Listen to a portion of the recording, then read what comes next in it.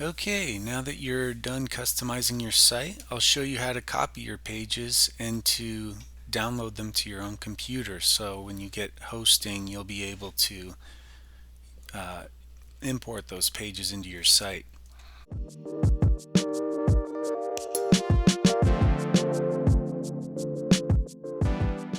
From the dashboard, I'm just going to go ahead and open up a page. You got to go into Elementor each time. So you go to your page, each page, edit with Elementor,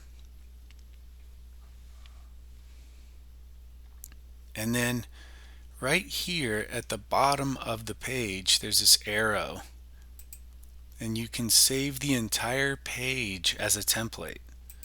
So I'm going to save the entire page as a template, and also that you can use that as a template for this practice site and insert it the way you would a section, but that's not what we're doing right now. We save the entire page, and now we're just going to go to, where is it? Templates, saved templates. Right here. Export.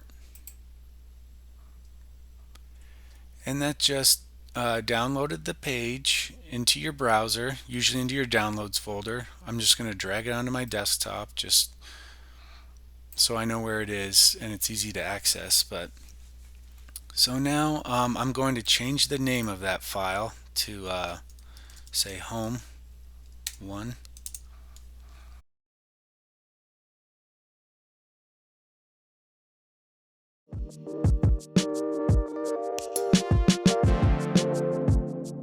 Okay, to get hosting, I'll show you the host that I use. If you go over to stepbystepdemo.com and you scroll down to the bottom, there's a link to SiteGround. If you are taking the tutorial, you'll see the link on the side. But some information about SiteGround. The granddaddy of all endorsements is that out of the thousands of hosts, they are recommended by WordPress.org. WordPress.org is the company that provides this, or the organization that provides this framework, and they recommend 3 hosts. Here is the endorsement here. So they do a great job. They provide a lot of customer service. I have videos on how to access the chat. You can usually get an answer to your question in 5 minutes with the chat function, or under 5 minutes. So we'll go ahead and click SiteGround. To support this free service, use the link I provide. You'll save 60% and you'll help keep this project going. And they've changed this a little to where if you look at the 3 options, they're kind of all the same when you click on them. So whether you're doing a shop or web hosting or WordPress hosting, it's all the same price. So I'm just going to go ahead and choose WordPress hosting. And you'll see if you have one business website, you'll want to start with this one. You can always upgrade. And if you have aspirations of hosting several websites, you'll probably start with this one and upgrade if you get a lot of traffic. So I'll get this cheapest one. Now I'm going to start a new website, so I'm going to do a new domain.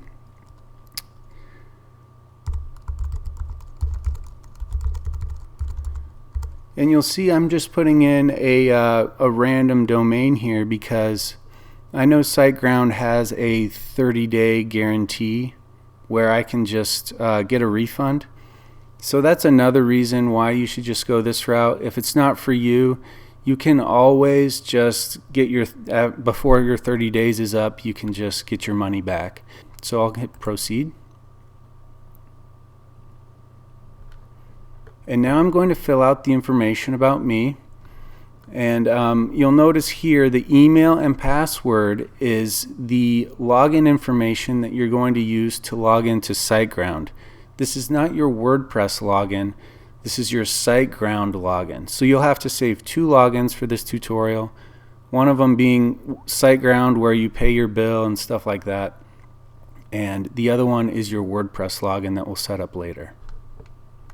Okay, you can see I'm further down in the form now. I have all of the information here that I'm purchasing. I'm going to go ahead and check this domain privacy, and I'm just going to leave this one alone. So the total is 75 bucks. That's about $6 a month. Pretty good to start out for the first year. I check the boxes and pay now. But anyway, we're going to proceed to the customer area. This is the new and improved customer area for SiteGround.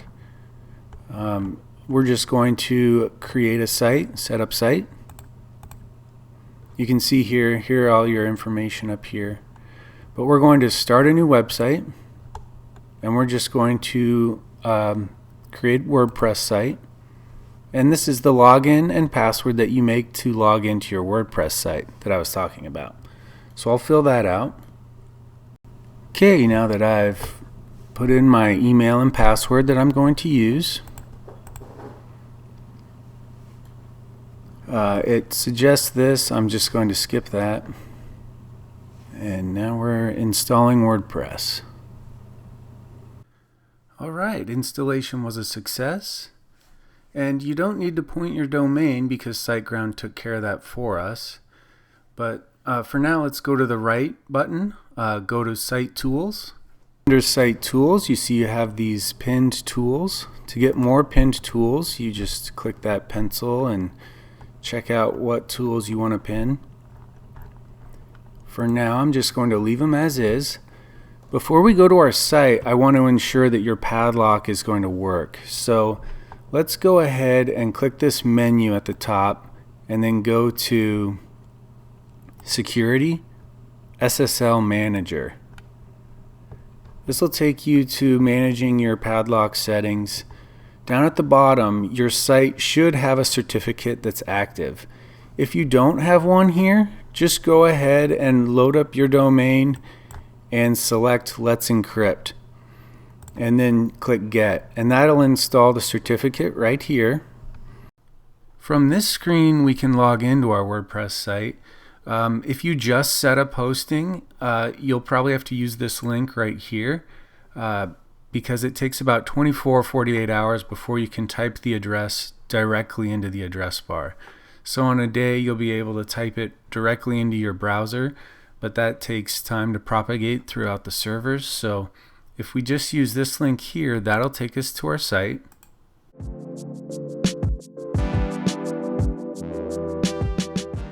And we have the default WordPress installation. There's nothing here, which is fine. Now we're just going to go ahead and log in to our WordPress site. So at the end of the domain, click /wp-login.php. Go ahead and log into your site. Okay, once you log into your site, you're going to want to install the theme and the plugins that we used. To install the theme, you go to Appearance, Themes, Add New, and search for Astra. And then that'll activate that. And then for plugins, you do Add New. And I have the list of plugins that help to get started. They are Elementor, Astra Starter Sites. An optional security site that's really good is All-in-One WP Security and Firewall. The SEO Framework for SEO help. And if you're doing WooCommerce, install the WooCommerce plugin. And we don't need that because we already said that number 2. So after you activate all of those plugins, you can go ahead and activate your starter site once again back at the your Appearance Astra starter sites.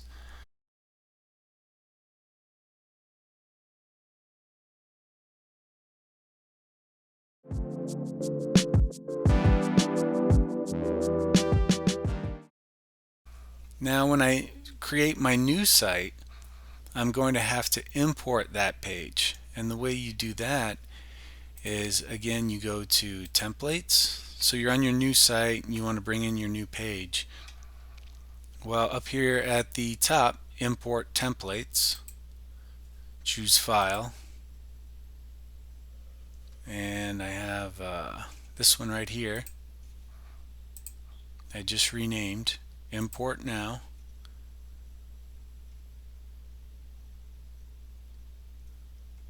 And okay, so now there's two of them because they're the same.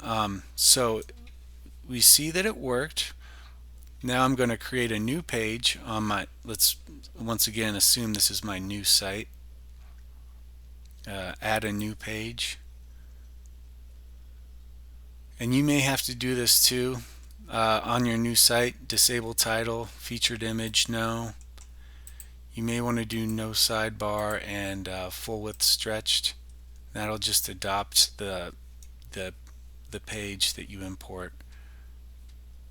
Now that I've done that, I need to add a title. This is my new home. Publish. Okay. Edit with Elementor. We got our blank page here. Insert my template that I imported.